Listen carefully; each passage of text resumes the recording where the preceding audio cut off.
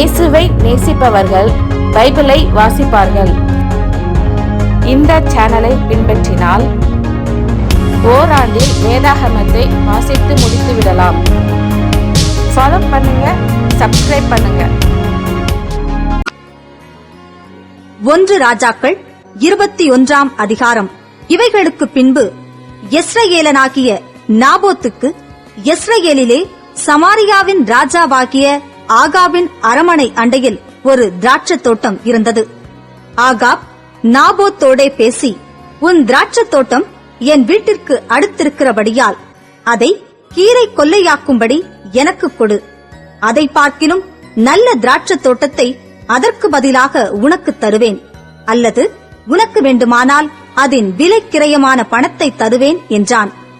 Naboth ஆகாபை நோக்கி, நான் என் பிதாக்களின் சுதந்திரத்தை உமக்கு கொடாதபடி கர்த்தர் என்னை காப்பாராக என்றான்.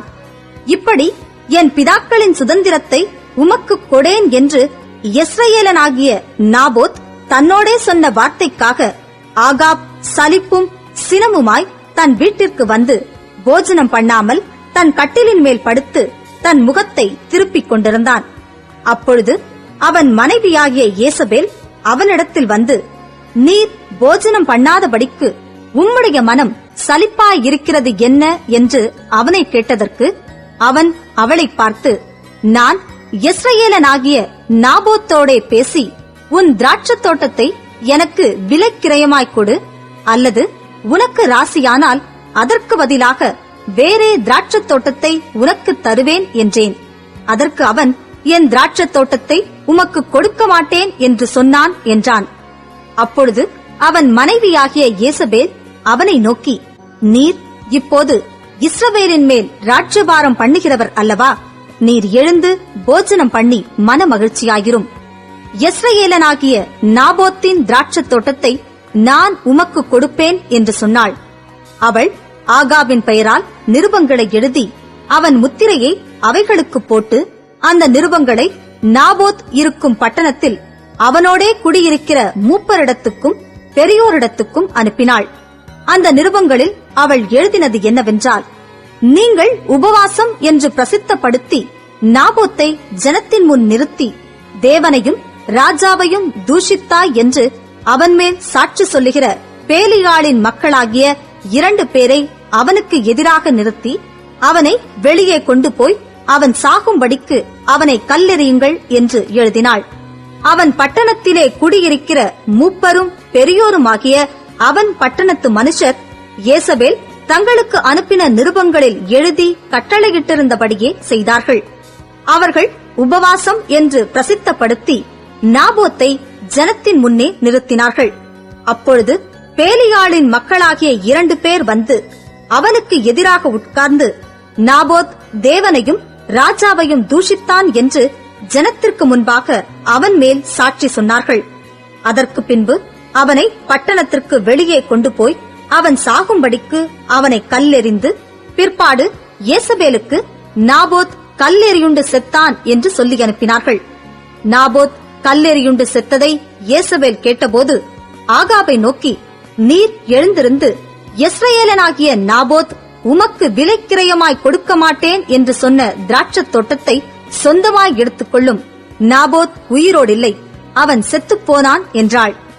நாபோத் செத்துப்போனதை ஆகாப் கேட்டபோது அவன் யெஸ்ரயேலனாகிய நாபோத்தின் திராட்சத் தோட்டத்தை சொந்தமாய் எடுத்துக்கொள்ளும்படி எழுந்து போனான். கர்த்தருடைய வார்த்தை திஸ்பியனாகிய எலியாவுக்கு உண்டாயிற்று. அவர், நீ எழுந்து சமாரியாவில் இருக்கிற இஸ்ரவேலின் ராஜாவாகிய ஆகாபை சந்திக்கும்படி போ. இதோ அவன் நாபோத்தின் திராட்சத் தோட்டத்தை சொந்தமாய் எடுத்துக்கொள்ள அங்கே போயிருக்கிறான். நீ அவனை பார்த்து, நீ கொலை செய்ததும் எடுத்துக்கொண்டதும் இல்லையோ என்று கர்த்தர் சொல்லுகிறார். நாய்கள் நாபோத்தின் ரத்தத்தை நக்கின ஸ்தலத்திலே உன்னுடைய ரத்தத்தையும் நாய்கள் நக்கும் என்று கர்த்தர் சொல்லுகிறார் என்று சொல் என்றார். அப்பொழுது ஆகாப் எலியாவை நோக்கி, என் பகைஞனே, என்னை கண்டுபிடித்தாயா என்றான். அதற்கு அவன், கண்டுபிடித்தேன். கர்த்தரின் பார்வைக்கு பொல்லாப்பானதைச் செய்ய நீ உன்னை விற்று போட்டாய். நான் உன்மேல் பொல்லாப்பு வரப்பண்ணி உன் சந்ததியை அழித்துப் போட்டு ஆகாபுக்கு சுவரில் நீர் விடும் ஒரு நாயாகிலும் இராதபடிக்கு இஸ்ரவேலில் அடைப்பட்டவனையும் விடுபட்டவனையும் சங்கரித்து, நீ எனக்கு கோபமுண்டாக்கி இஸ்ரவேலை பாவம் செய்ய பண்ணினதின் நிமித்தம் உன்னுடைய குடும்பத்தை நேபாத்தின் குமாரனாகிய யெரொபெயாமின் குடும்பத்துக்கும் அகியாவின் குமாரனாகிய பாஷாவின் குடும்பத்துக்கும் சமானமாக்குவேன் என்றார் என்று சொன்னான். யேசபேலையும் குறித்து கர்த்தர், நாய்கள் யேசபேலை யெஸ்ரயேலின் மதில் அருகே தின்னும், ஆகாபின் சந்ததியில் பட்டணத்திலே சாகிறவனை நாய்களும் வெளியிலே சாகிறவனை ஆகாயத்து பறவைகளும் தின்னும் என்றார். தன் மனைவியாகிய யேசபேல் தூண்டிவிட்டபடியே கர்த்தரின் பார்வைக்கு பொல்லாப்பானதைச் செய்ய தன்னை விற்று போட்ட ஆகாபை போல ஒருவனும் இல்லை. கர்த்தர் இஸ்ரவேல் புத்திரருக்கு முன்னின்று துரத்திவிட்ட எமோரியர் செய்தபடியெல்லாம் அவன் நரகலான விக்கிரகங்களை பின்பற்றி மகா அருவருப்பாய் நடந்து கொண்டான். ஆகாப் இந்த வார்த்தைகளை கேட்டபோது தன் வஸ்திரங்களை கிழித்து தன் சரீரத்தின் மேல் இரட்டை பொறுத்துக் கொண்டு உபவாசம் பண்ணி இரட்டிலே படுத்து தாழ்மையாய் நடந்து கொண்டான். அப்பொழுது கர்த்தருடைய வார்த்தை திஸ்பியனாகிய எலியாவுக்கு உண்டாயிற்று. அவர், ஆகாப் எனக்கு முன்பாக தன்னை தாழ்த்தினதை கண்டாயா? அவன் எனக்கு முன்பாக தன்னை தாழ்த்துகிறபடியினால் நான் அவன் நாட்களில் அந்த பொல்லாப்பை வரப்பண்ணாமல் அவன் குமாரன் நாட்களில் அதை அவன் வீட்டின் மேல் வரப்பண்ணுவேன் என்றார். 1 ராஜாக்கள் 22 அதிகாரம். சீரியருக்கும் இஸ்ரவேலருக்கும் 3 வருஷம் யுத்தம் இல்லாமல் இருந்தது. 3ஆம் வருஷத்திலே யூதாவின் ராஜாவாகிய யோசபாத் இஸ்ரவேலின் ராஜாவினிடத்திற்கு போயிருக்கும் போது இஸ்ரவேலின் ராஜா தன் ஊழியக்காரரை நோக்கி, கீலேயாத்திலுள்ள ராமோத் நம்முடையதென்று அறியீர்களா? நாம் அதை சீரியா ராஜாவின் கையிலிருந்து பிடித்துக் கொள்ளாமல் சும்மா இருப்பானேன் என்று சொல்லி யோசபாத்தை நோக்கி, கீலேயாத்திலுள்ள ராமோத்தின் மேல் யுத்தம் பண்ண என்னோடே கூட வருகிறீரா என்று கேட்டான். யோசபாத் இஸ்ரவேலின் ராஜாவை நோக்கி, நான் தான் நீர், என்னுடைய ஜனங்கள் உம்முடைய ஜனங்கள், என்னுடைய குதிரைகள் உம்முடைய குதிரைகள் என்றான். பின்னும் யோசபாத் இஸ்ரவேலின் ராஜாவை பார்த்து, கர்த்தருடைய வார்த்தையை இன்றைக்கு விசாரித்து அறியும் என்றான். அப்பொழுது இஸ்ரவேலின் ராஜா ஏறக்குறைய 400 தீர்க்கதரிசிகளை கூடிவரச் செய்து, நான் கீலேயாத்திலுள்ள ராமோத்தின் மேல் யுத்தம் பண்ண போகலாமா போகலாகாதா என்று அவர்களை கேட்டதற்கு அவர்கள், போம், ஆண்டவர் ராஜாவின் கையில் ஒப்புக் கொடுப்பார் என்றார்கள். பின்பு யோசபாத், நாம் விசாரித்து அறிகிறதற்கு இவர்களை அல்லாமல் கர்த்தருடைய தீர்க்கதரிசி வேறே யாராகிலும் இங்கே இல்லையா என்று கேட்டான். அப்பொழுது இஸ்ரவேலின் ராஜா யோசபாத்தை நோக்கி, கர்த்தரிடத்தில் விசாரித்து அறிகிறதற்கு இம்லாவின் குமாரனாகிய மிகாயா என்னும் இன்னும் ஒருவன் இருக்கிறான். ஆனாலும் நான் அவனை பகைக்கிறேன். அவன் என்னை குறித்து நன்மையாக அல்ல, தீமையாகவே தீர்க்க தரிசனம் சொல்லுகிறவன் என்றான். அதற்கு யோசபாத், ராஜாவே, அப்படி சொல்ல வேண்டாம் என்றான். அப்பொழுது இஸ்ரவேலின் ராஜா பிரதானிகளில் ஒருவனை கூப்பிட்டு, இம்லாவின் குமாரனாகிய மிகாயாவை சீக்கிரமாய் அழைத்து வா என்றான். இஸ்ரவேலின் ராஜாவும் யூதாவின் ராஜாவாகிய யோசபாத்தும் சமாரியாவின் ஒலிமுக வாசலுக்கு முன்னிருக்கும் விசாலத்திலே ராஜவஸ்திரம் தரித்துக் கொண்டவர்களாய் அவரவர் தம் தம் சிங்காசனத்தில் உட்கார்ந்திருந்தார்கள். சகல தீர்க்கதரிசிகளும் அவர்களுக்கு முன்பாக தீர்க்க தரிசனம் சொன்னார்கள். கேனானாவின் குமாரனாகிய சிதேக்கியா தனக்கு இருப்பு கொம்புகளை உண்டாக்கி, இவைகளால் நீர் சீரியரை முட்டி நிர்மூலமாக்கி போடுவீர் என்று கர்த்தர் சொல்லுகிறார் என்றான். சகல தீர்க்கதரிசிகளும் அதற்கு இசைவாக தீர்க்க தரிசனம் சொல்லி, கீலேயாத்திலுள்ள ராமோத்துக்கு போம், உமக்கு வாய்க்கும், கர்த்தர் அதை ராஜாவின் கையில் ஒப்புக் கொடுப்பார் என்றார்கள். மிகாயாவை அழைக்கப் போன ஆள் அவனுடன் பேசி, இதோ தீர்க்கதரிசிகளுடைய வார்த்தைகள் ஏகவாக்காய் ராஜாவுக்கு நன்மையாயிருக்கிறது. உம்முடைய வார்த்தையும் அவர்களில் ஒருவர் வார்த்தையைப் போல இருக்கும்படி நன்மையாகச் சொல்லும் என்றான். அதற்கு மிகாயா, கர்த்தர் என்னிடத்தில் சொல்வதையே சொல்லுவேன் என்று கர்த்தருடைய ஜீவனைக் கொண்டு சொல்லுகிறேன் என்றான்.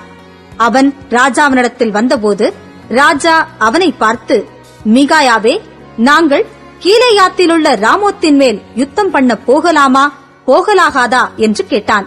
அதற்கு அவன், போம், உமக்கு வாய்க்கும். கர்த்தர் அதை ராஜாவின் கையில் ஒப்புக் கொடுப்பார் என்றான். ராஜா அவனை பார்த்து, நீ கர்த்தருடைய நாமத்திலே உண்மையை அல்லாமல் வேறொன்றையும் என்னிடத்தில் சொல்லாதபடிக்கு நான் எத்தனை தரம் உன்னை ஆணையிடுவிக்க வேண்டும் என்று சொன்னான். அப்பொழுது அவன், இஸ்ரவேலர் எல்லாரும் மேய்ப்பனில்லாத ஆடுகளைப் போல மலைகளிலே சிதறப்பட்டதைக் கண்டேன். அப்பொழுது கர்த்தர், இவர்களுக்கு எஜமான் இல்லை, அவரவர் தம் தம் வீட்டிற்கு சமாதானத்தோட திரும்பக் கடவர்கள் என்றார் என்று சொன்னான்.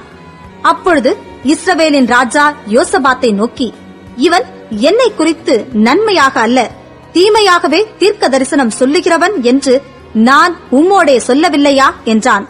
அப்பொழுது அவன் சொன்னது, கர்த்தருடைய வார்த்தையை கேளும். கர்த்தர் தம்முடைய சிங்காசனத்தின் மேல் வீற்றிருக்கிறதையும் பரமசேனையெல்லாம் அவரிடம் அவர் வலது பக்கத்திலும் அவர் இடது பக்கத்திலும் நிற்கிறதையும் கண்டேன்.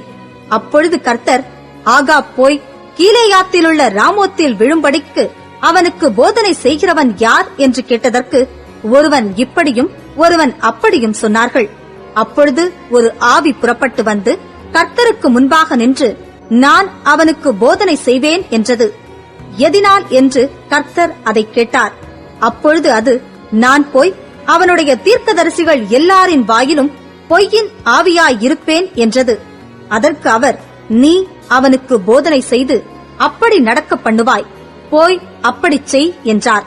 ஆதலால் கர்த்தர் பொய்யின் ஆவியை இந்த உம்முடைய தீர்க்கதரிசிகளாகிய இவர்கள் எல்லாருடைய வாயிலும் கட்டளையிட்டார். கர்த்தர் உம்மை குறித்து தீமையாகச் சொன்னார் என்றான். அப்பொழுது கேனானாவின் குமாரனாகிய சிதேக்கியா கிட்டே வந்து மிகாயாவை கன்னத்தில் அடித்து, கர்த்தருடைய ஆவி எந்த வழியாய் என்னை விட்டு உன்னோடே பேசும்படி வந்தது என்றான். அதற்கு மிகாயா, நீ ஒளித்துக் கொள்ள உள்ளறையிலே பதுங்கும் அந்நாளிலே அதை காண்பாய் என்றான். அப்பொழுது இஸ்ரவேலின் ராஜா மிகாயாவை பிடித்து அவனை பட்டணத்து தலைவனாகிய ஆமோனிடத்திற்கும் ராஜாவின் குமாரனாகிய யோவாசிடத்திற்கும் திரும்ப கொண்டு போய் இவனை சிறைச்சாலையிலே வைத்து, நான் சமாதானத்தோடே வருமளவும் இவனுக்கு இடுக்கத்தின் அப்பத்தையும் இடுக்கத்தின் தண்ணீரையும் சாப்பிடக் கொடுங்கள் என்று ராஜா சொன்னார் என்று சொல்லுங்கள் என்றான். அப்பொழுது மிகாயா, நீர் சமாதானத்தோடே திரும்பி வருகிறது உண்டானால் கர்த்தர் என்னை கொண்டு பேசினதில்லை என்று சொல்லி, ஜனங்களே, நீங்கள் எல்லாரும் இதை கேளுங்கள் என்றான். பின்பு இஸ்ரவேலின் ராஜாவும் யூதாவின் ராஜாவாகிய யோசபாத்தும் கீலேயாத்திலுள்ள ராமோத்துக்கு போனார்கள். இஸ்ரவேலின் ராஜா யோசபாத்தை நோக்கி, நான் வேஷம் மாறி யுத்தத்தில் பிரவேசிப்பேன், நீரோ ராஜவஸ்திரம் தரித்திரும் என்று சொல்லி இஸ்ரவேலின் ராஜா வேஷம் மாறி யுத்தத்தில் பிரவேசித்தான். சீரியாவின் ராஜா தனக்கு இருக்கிற ரதங்களின் 32 தலைவரையும் நோக்கி, நீங்கள் சிறியவரோடும் பெரியவரோடும் யுத்தம் பண்ணாமல் இஸ்ரவேலின் ராஜா ஒருவனோடே மாத்திரம் யுத்தம் பண்ணுங்கள் என்று கட்டளையிட்டிருந்தான். ஆதலால் ரதங்களின் தலைவர் யோசபாத்தை காண்கையில், இவன்தான் இஸ்ரவேலின் ராஜா என்று சொல்லி யுத்தம் பண்ண அவனுக்கு நேராக சாய்ந்து வந்தார்கள். அப்பொழுது யோசபாத் கூக்குரலிட்டான். இவன் இஸ்ரவேலின் ராஜா அல்ல என்று ரதங்களின் தலைவர் கண்டு அவனை விட்டு விலகி போனார்கள். ஒருவன் நினையாமல் வில்லை நாணேற்றி எய்தான். அது இஸ்ரவேலின் ராஜாவினுடைய கவசத்தின் சந்துகளுக்குள் பட்டது. அப்பொழுது அவன் தன் சாரதியை பார்த்து, நீ திருப்பி என்னை ராணுவத்துக்கு அப்பால் கொண்டு போ, எனக்கு காயம் பட்டது என்றான். அன்றைய தினம் யுத்தம் அதிகரித்தது. ராஜாவை சீரியருக்கு எதிராக ரதத்தில் நிறுத்தி வைத்தார்கள். சாயங்காலத்திலே அவன் இறந்து போனான். காயத்தின் ரத்தம் ரதத்தின் தட்டிலே வடிந்தது. பொழுது போகும்போது அவரவர் தம் தம் பட்டணத்திற்கும் அவரவர் தம் தம் தேசத்திற்கும் போகலாம் என்று ராணுவத்தில் பறைசாற்றப்பட்டது. அப்படியே ராஜா இறந்த பின்பு சமாரியாவுக்கு கொண்டு வரப்பட்டான். ராஜாவை சமாரியாவில் அடக்கம் பண்ணினார்கள். அந்த ரதத்தையும் அவனுடைய கவசத்தையும் சமாரியாவின் குளத்திலே கழுவுகிற போது கர்த்தர் சொல்லியிருந்த வார்த்தையின்படியே நாய்கள் அவன் ரத்தத்தை நக்கினது. ஆகாபின் மற்ற வர்த்தமானங்களும் அவன் செய்தவை யாவும், அவன் கட்டின தந்த அரமனையின் வரலாறும் அவன் கட்டின எல்லா பட்டணங்களின் வரலாறும் இஸ்ரவேல் ராஜாக்களின் நாளாகம புஸ்தகத்தில் அல்லவோ எழுதியிருக்கிறது. ஆகாப் தன் பிதாக்களோடே நித்திரை அடைந்த பின் அவன் குமாரனாகிய அகசியா அவன் ஸ்தலத்தில் ராஜாவானான். ஆசாவின் குமாரனாகிய யோசபாத் இஸ்ரவேலின் ராஜாவாகிய ஆகாவின் 4ஆம் வருஷத்தில் யூதாவின் மேல் ராஜாவானான். யோசபாத் ராஜாவாகிற போது 35 வயதாயிருந்து 25 வருஷம் எருசலேமில் ராஜ்யபாரம் பண்ணினான். சில்கியின் குமாரத்தியாகிய அவனுடைய தாயின் பேர் அசுபாள். அவன் தன் தகப்பனாகிய ஆசாவின் வழிகளிலெல்லாம் நடந்தான். அவன் அதை விட்டு விலகாமல் கர்த்தரின் பார்வைக்கு செம்மையானதைச் செய்தான். ஆகிலும் மேடைகள் தகர்க்கப்படவில்லை. ஜனங்கள் இன்னும் மேடைகளின் மேல் பலியிட்டு தூபம் காட்டி வந்தார்கள். யோசபாத் இஸ்ரவேலின் ராஜாவோடே சமாதானமாயிருந்தான். யோசபாத்தின் மற்ற வர்த்தமானங்களும் அவன் காட்டிய வல்லமையும் அவன் பண்ணின யுத்தமும் யூதாவுடைய ராஜாக்களின் நாளாகம புஸ்தகத்தில் அல்லவோ எழுதியிருக்கிறது. தன் தகப்பனாகிய ஆசாவின் நாட்களில் மீதியாய் விட்டிருந்த இலச்சையான புணர்ச்சிக்காரரையும் அவன் தேசத்திலிருந்து அற்றுப்போக பண்ணினான். அப்பொழுது ஏதோமில் ராஜா இல்லை, பிரதிராஜா ஒருவன் இருந்தான். பொன்னுக்காக ஓப்பீருக்கு போகும்படி யோசபாத் தர்ஷீஸ் கப்பல்களை செய்தான். ஆனால் அவைகள் போகவில்லை. அவைகள் எசியோன் கேபேரிலே உடைந்து போயின. அப்பொழுது ஆகாவின் குமாரனாகிய அகசியா யோசபாத்தை நோக்கி, என் வேலைக்காரர் உம்முடைய வேலைக்காரரோடும் கூட கப்பல்களிலே போகட்டும் என்றான். அதற்கு யோசபாத் சம்மதிக்கவில்லை. யோசபாத் தன் பிதாக்களோட நித்திரை அடைந்து தாவீதின் நகரத்திலே தன் பிதாக்களோட அடக்கம் பண்ணப்பட்டான். அவன் குமாரனாகிய யோராம் அவன் ஸ்தானத்தில் ராஜாவானான். ஆகாவின் குமாரனாகிய அகசியா யூதாவின் ராஜாவாகிய யோசபாத்தின் 17ஆம் வருஷத்திலே சமாரியாவில் ராஜாவாகி இஸ்ரவேலின் மேல் 2 வருஷம் ராஜ்யபாரம் பண்ணி கர்த்தரின் பார்வைக்கு பொல்லாப்பானதைச் செய்து தன் தகப்பன் வழியிலும் தன் தாயின் வழியிலும் இஸ்ரவேலை பாவம் செய்ய பண்ணின நேபாத்தின் குமாரன் யெரொபெயாமின் வழியிலும் நடந்து பாகாலைச் சேவித்து அவனை பணிந்து கொண்டு தன் தகப்பன் செய்தபடியெல்லாம் இஸ்ரவேலின் தேவனாகிய கர்த்தருக்கு கோபம் உண்டாக்கினான்.